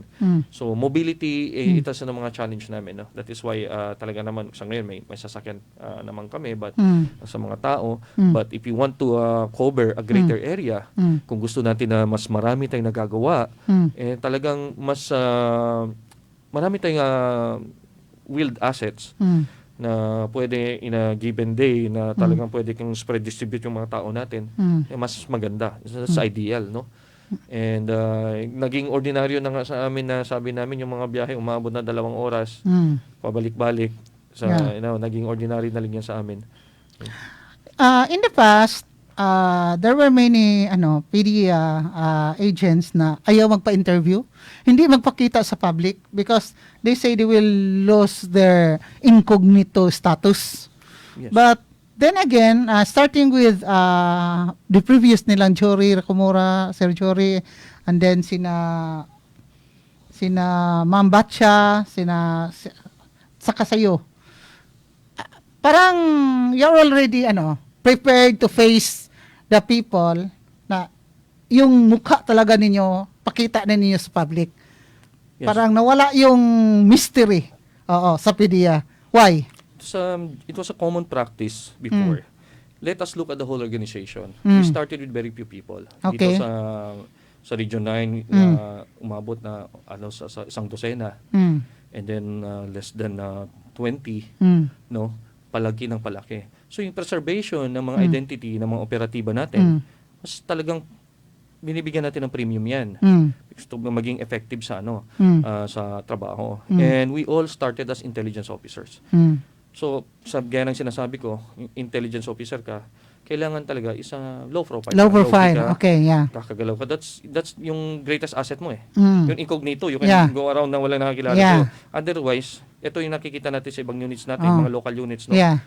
Na nagjo-join tayo. Na problema na. Kilala na sila ng mga tao. Kilala na. Yes, Okay. kilala. So, yung concept ngayon, remember, during those times, wala pa may mga provincial offices, may mga heads, but yung setup is not like ngayon. Wala talaga. So, lumalaki yung tao, lumalaki yung manpower natin, so dumadami yung trabaho, and then nagkaroon na ng kami mga provincial officers, no? Setup na ganito. So, as the head of office, kami yung muka and bosses ng opisina. Yes, okay. So, hindi gaya ng dati, talagang regional yan. Only the regional director. So, ngayon, pag sa provincial na sinasakupan namin, so kami. So, the rest ng mga tao namin dito is same pa rin. Hindi pwede. So, kami lang mga provincial officers ang pwede. Yeah. So, you mean to say na meron talaga kayong mga parang mga tinatago na mga personnel for operation purposes na hindi talaga kilala. Pero like you, para at saka yung iba, okay lang yun na magiging open to the public. Makilala sa public. Yung supervisory na yung role namin ngayon. Yeah. So, unlike dati, talagang directly involved kami. So, because you will also want to win the hearts of the people na talagang to trust in you, no? Yes. Actually, yung trust naman is not naman wholly dependent na sinasabi na kailangan ko magpapakita, magsabi, no? Kaya ginagawa nga natin yan. Yung pinaka-important natin, yung we are judged by our actions kasi. By our actions or inactions. So, yun ang mahalaga. That is why dati, ang dami namin ginagawa, but very few people, even the media na sa experience ko, na sinasabi, hindi ka namin kayo nararamdaman. So, ganun yung naging negative doon. Kahit na statistically, pinakita namin yung accomplishment, ang dami niyan, ba't di namin alam? So, mas naging mas mahalaga nga sa amin, no? Sabi namin, we don't care about itong mga accolades and news. What we care about lang is maging effective sa trabaho namin. Yun lang. Because kami yung nasa ground. Kami yung napuprostrate na yung ang haba-haba trabaho namin na talagang nasisiro kami. Yung sinasabi namin, no? Because somehow, na-leak na yung galawan namin, na-identify yung tao namin. So, ganun lang yun. So, part nga to, PIDEA, no? Nila mga agents lumalabas to, puro intelligence officers. So, entails to preserve na a lot of intelligence the, work. Okay. So, kailangan ng confidentiality, kailangan na discreet na galaw. Otherwise, hindi na kami makagalaw basta-basta kahit saan. Yes. No? Okay. What happened to the yung mga operations wherein absent ang PDEA, the police will apprehend the drug suspects like what happened in Shocon lately. So, iniintriga ba ang kaso sa inyo? No. Or sila na talagang mag-prosecute? Yung mga evidences so what will happen, sa kanila rin yon or i-turn over pa rin sa inyo? Yes, Kasi kayo ang responsible agency. Yes, as a lead, ang tawag as a lead Agency. no, sa anti-drugs na operations, no. Ang law enforcement unit, ang apprehending unit o team operating unit or ang seizing officer sa kanila, sila na talaga. Pag hindi naman planned operation yan, may mga operations naman na hindi anti-drug operation by nature, so there's no need to coordinate sa amin. Ang tawag namin dyan, incidental to lawful arrest, may nakuhang droga, i-inform lang nila kami. So, i-entry namin yan for the record. Okay. Okay? So, pag planned operation yan, mandatory talaga is coordinate sa PIDEA, even sa amin. Kaya nga sabi ko, hindi lang naman sa anti-drug operations limited yung galaw na kailangan namin i-coordinate. We follow the same requirement. Ito yung kasi nasa batas No, in as much as it may seem na inconvenient sa iba, lalo na for the reason na hindi sa ayaw, mahirap talagang signal. I was in Cebu for 2 years. Doon ko naranasan talaga na ma-pressure sa reporting, coordination. Walang signal sa area. So, talagang mahirapan. Find a way talaga. Kasi procedure yan No? Pag sinasabi na sa amin is mag-effort ka Hindi pwede excuses No? So, again, going back dun sa tanong nyo, is talagang hindi naman kailangan na present kami. Because regular law enforcement agency naman yung PNP, may authority na sila to conduct. Yun lang naman yung hinihingi dun, nire-require ng batas is yung coordination. So, yeah, when it comes to investigation of persons na identified sa drugs, sabi mo kanina, i-validate, i-revalidate. Yes. To arrive at the truth. Kasi baka finger pointing lang yan. Yes. All the while para kontra sila, no? Yes. O enemy. So, how do you talagang establish the real personality of that person na talagang siya na talaga, ito na talaga ang finished product, final na talaga ito na siya na talaga. Ang ano lang naman natin yan, binabalidate. Initially kasi, ano ba yung action taken na appropriate action taken yan? Isa procedure kasi, rehabilitation, okay, i-profile. Ano ba talaga dyan? May lead tayo. Kasi inanaro-naro daw natin yung mga pwede natin gawin sa kanya. So talagang, okay, records check una yan. So may previous arrest na, listed siya. So okay, so mas alam na namin ang sunod na step pag listed yan.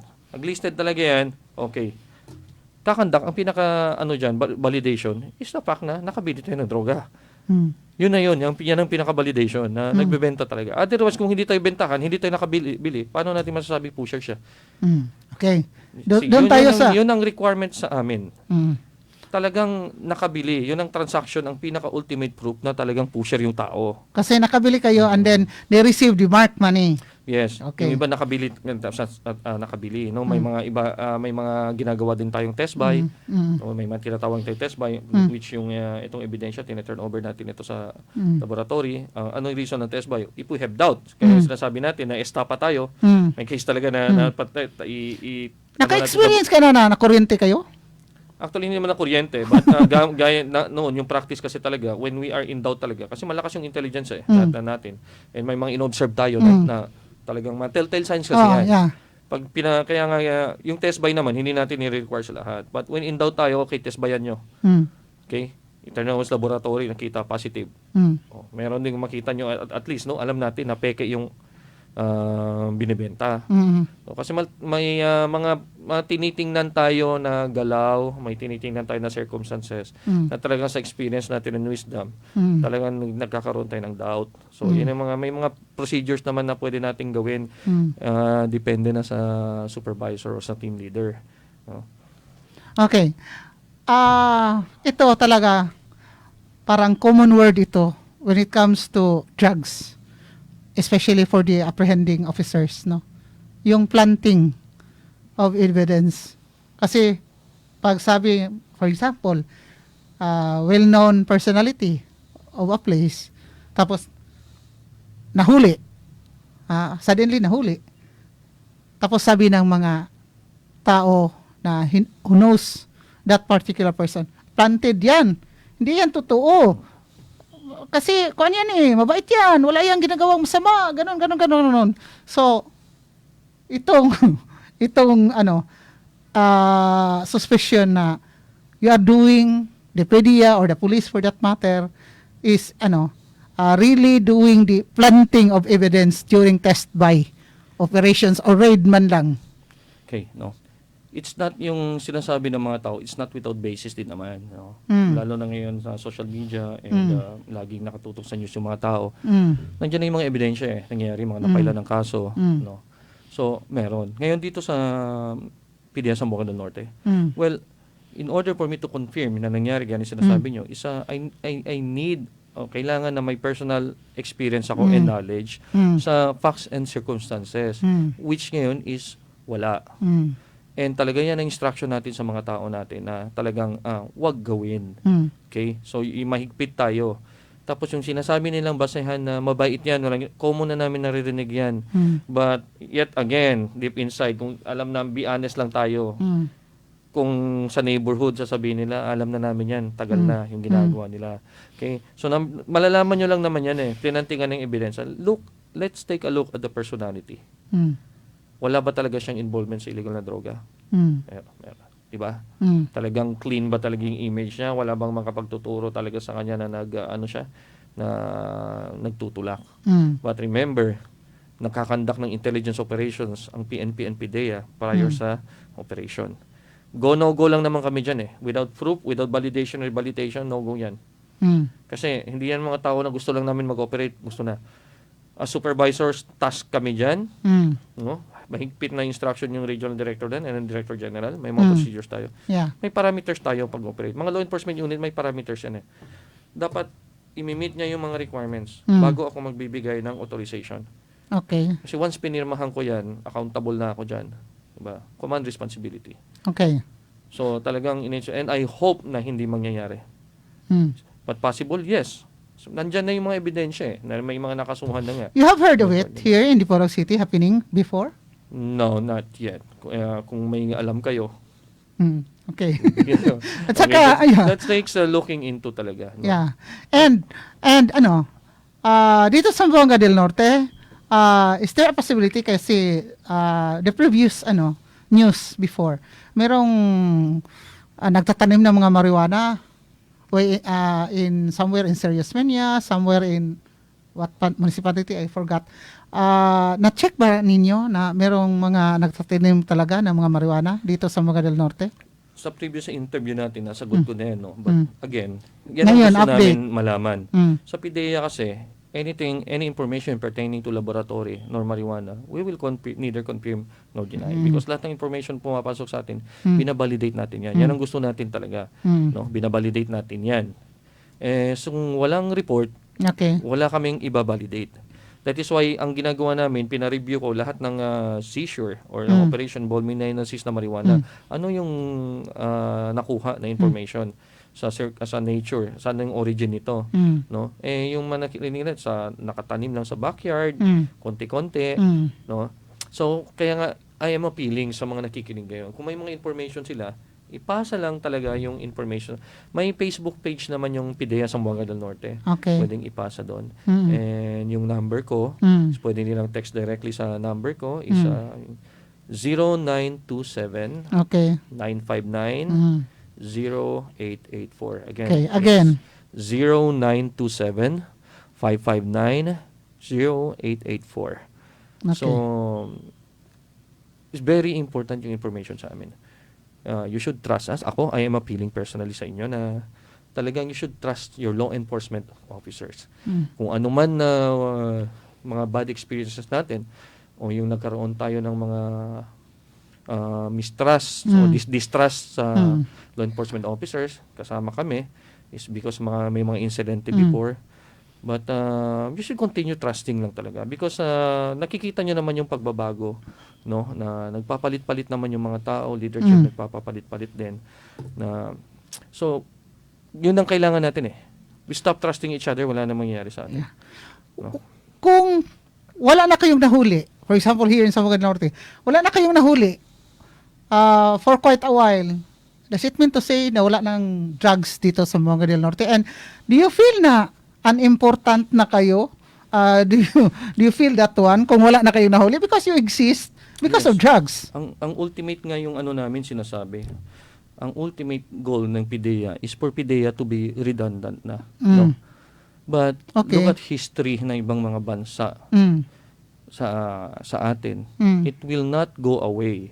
That is why kung wala na kami nahuhuli, it could mean one thing. Hindi na effective yung intelligence network namin. Naging masyado ng maingat yung mga nagtutulak. Yes. Could mean we reduce na talaga yung illegal drugs supply, no? Or the public doesn't trust us anymore. Yeah. So wala na, even yung mga informants namin wala na binibigay. Yes, or tinamad na lang yung mga tao. So, see? But kung we should not stop. We should harden nga yung yung mga areas na na-clear na natin, yung mga barangay, sinasabi kailangan natin i-harden.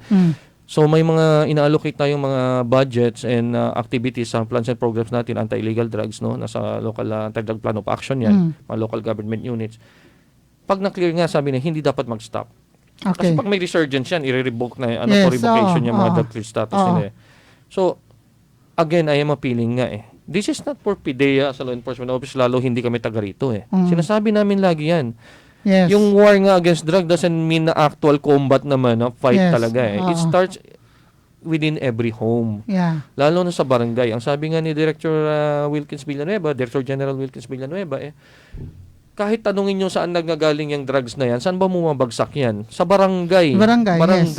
So it is sa common people. Yes. Common tao. Sabi ko nga, pag sa household lang, successfully, na walang drug user, na disiplina yung mga miyembro ng pamilya, panalo na yun sa bawat bahay. Yes. And kung ma-replicate natin yung victory na yan within every home sa isang barangay, wala na. Because itong mga negosyante, because proven na to, pag feeling itong mga pushers kasi na distributors na hindi sila welcome sa isang area, the moment mag-establish, mag-set foot sila dyan, nare-report agad sila. Noon ramdam nila, hindi kami welcome dito. Babalik ka pa doon, mag-establish ka pa doon ng wala business. Na. Wala. Hindi kami welcome. Walang bumili.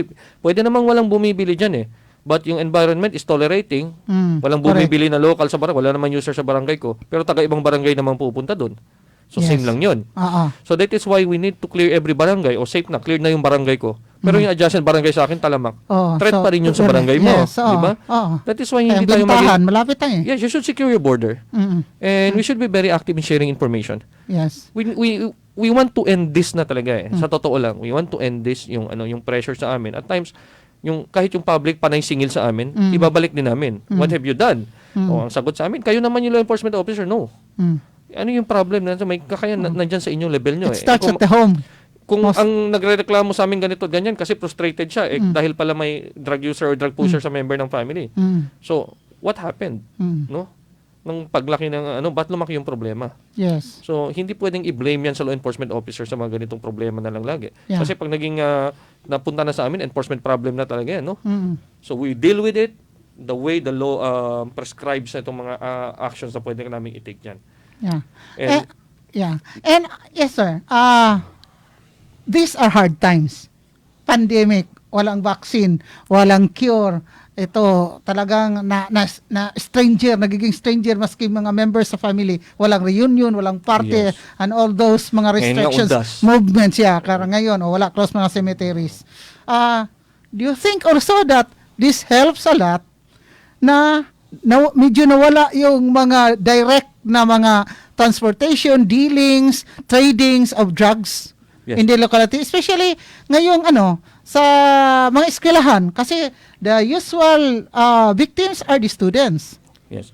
Yung nga sabi ko, yung dependent kasi ito sa type of restriction ini-impose sa bawat territories. Well, definitely, mahirap. Sa amin law enforcement, mahirap mag-travel. Yeah, But, kung may ka naman, legitimate business ka, na allowed naman, na talagang mag-distribute ng goods, sinasabi ko nga, legal commerce yung minamas nila dito Doon nakalusot. Meron pa rin paraan. Para-paraan lang yan. Para-paraan lang yan. Ngayon, maganda nga sabi ko, restricted yung mga estudyante nasa bahay. Sa bahay lang, yung mga minors di pwedeng lumabas, malaking tulong din yan. Yes. Hindi nakakapunta. But kung yung tulak mo is nasa neighborhood mo lang, lumalabas-labas pa rin lang, mangyayari pa rin. Yeah. So kung may mga parents tayo, may mga tao, mga residents na alam na may information na gano'n, talagang i-report na sa amin. Okay. Because if it affects sa barangay talaga, hindi natin maklikid yung barangay na to, no? And meron naman talaga na voluntarily submitted themselves para sa rehabilitation program ng gobyerno. Kung bumabalik sila, Yes. talagang The usual it's a is cause for concern. yung mga sila lang talaga ang bumabalik kasi Yes. silang nakatikim sa drugs Yes. So talagang kailangan ng active involvement ng community dito. Kung titingnan natin yung ratio ng law enforcement officers sa residente, so we cannot be at every place na Yes, gustuin man namin. underman kayo. And anti-drug operation, hindi yan instance ang pitik lang, kay huli, tapos na. Yung preparation sa prior to operations, marami. During operations, after operation, pag-file ng case. So definitely, kung i-report namin sa isang linggo yan, by the time yung preparation na kakandak namin, yung validation, hanggang makatransact, yung iba, hindi namin matransact. So wala. Ngayon. So, and then, up to filing ng case, talagang kung ilang lang tao namin, makikita nyo na mabagal yung process. Yung process. And may kanya-kanyang role kasi tayo. Ang mga sa barangay level, alam nila, nakadami na tayong seminar dyan sa barangay drug clearing process. Ano yung role? May police powers yung mga local executives. Kasi. Yes, okay. So, 5 minutes to go before we wind up our program, no? It's nice talking to you, with you, and hopefully we'll do this again, sir, no? Mag-update tayo tungkol sa PDEA and what have you done, no? In the implementation of your, doing your job here in the province of Zamboanga del Norte. So, manghingi na lang tayo ng parting words and statements coming from you. Okay, again, ulitin ko lang, we need yung active participation. Sabi ko nga, gaya ng uulitin ko lang ulit na talagang hindi naman kailangan expose nyo sa risk yung sarili nyo. Talagang disiplinahin lang, make sure na member ng family hindi nag-involved. Kasi nagsisimula pa lang yan, pag lumala, hindi na makontrol. So, when yung drugs takes over, itong sa utak na ng mga to, sa system ng mga users, tapos itong mga nagtutulak, nag-enjoy na to ng pera, walang intervention dyan, talagang lumalaki na yung problema natin. Pag dumadami yung pushers, dadami yung users. So parang nare-replace lang yung mga inaresto natin, walang pagbabago. So Correct. Ang gusto talaga namin dito, like every law enforcement office naman talaga, ang gusto natin, itong mga big fish. Kailangan natin na maraming information dyan. Sana. Sa track record naman ng lahat. Kung wag na natin tingnan puro small fish lang, tingnan din natin yung mga significant na accomplishments na gawa. Di ba? Support our law enforcement talaga ng mga offices. In mga agencies and mga personnel natin na talagang well hindi ko na sasabihin pag dinidistress nyo yung tao normal naman sa atin yan. May mutual distress tayo talagang hindi kayo. Ilan kayo dito sa PDEA? Hindi ko na sabihin po. Okay, sige, go. Sige. But you have yung cluster ang assignments. Yes. We like to na talaga we are everywhere naman talaga. Yeah. Para yung nyo We understand, kasi yung limitation, Yes. no. May mga force multipliers tayo. Yeah, of course. Ang force multipliers natin, so every barangay, meron tayong intelligence. Yun naman kayo network. BIN. Yes. Nga, gusto natin, kaya nga ino-audit yan ng DILG at ng PDEA, no? Itong effectivity ng mga anti-drug abuse councils natin. Yan mga force multipliers natin. Hindi enough na nag-exist sa papel. Yes. Kailangan may activity. Lahat tayo may role Kung sinasabi, yung madalas namin trabaho ng PDEA, lahat naman tayo may trabaho. Okay. The fact na pag may posisyon tayong binibigay, sinasahuran tayo ng gobyerno, may obligasyon tayo. The word there is obligation. Yes. Kami naman, we are more than happy. Trabaho lang kami. Trabaho. Hindi kami lumalapag na nag-iisip ng mga excuses. Kailangan, mahirap talaga ngayon because hindi lang naman operations itong tinututukan natin. May barangay drug clearing program. Yes. And may time frame lang tayong binigay sa atin. So, yung effort natin is laging nandyan, no? And kailangan magtulong-tulong talaga. And make sure na you need to believe in the program. Kasi kung hindi tayo naniniwala sa success ng program, hindi maging successful eh. At Puro na saka lang it needs excuses. talaga yung support and participation of everybody else, especially the civilian populace. Yes, highlight, may role. Malaki talaga yung piniplay ng role ng ano. Remember, sino ba ang nagsasustain sa illegal drug operations? Diba? Yung mga users, saan ba yung mga users? Nasa No. barangay, Yes. nasa every home Yes. na mga nagtotolerate na itong mga problema na to. See? So, hindi lang yung convenient na sarili natin sa bahay, nagpapabaya tayo sa mga anak, sa asawa, sa mga kapatid, pinsan, and sasabihin nila natin, oh, eto, ano hulihin nyo? Anong ginagawa nyo? So, hindi pwedeng ganun. But the problem starts from Sa them. every home. Yeah. Diba? Okay. Sa illicit industry na sinasustain ng mga users. Yes. Oh, again, sino ba yung mga users? Nasaan yung mga users? Okay. With that, wala na tayo talagang panahon, sir, no? We'll do this another interview soon with PDEA. So, daghang kayong salamat ngadto kang Chief Agent, no, sa Zamboanga del Norte Philippine Drug Enforcement Agency, si Chief Agent Marvin Santos, no?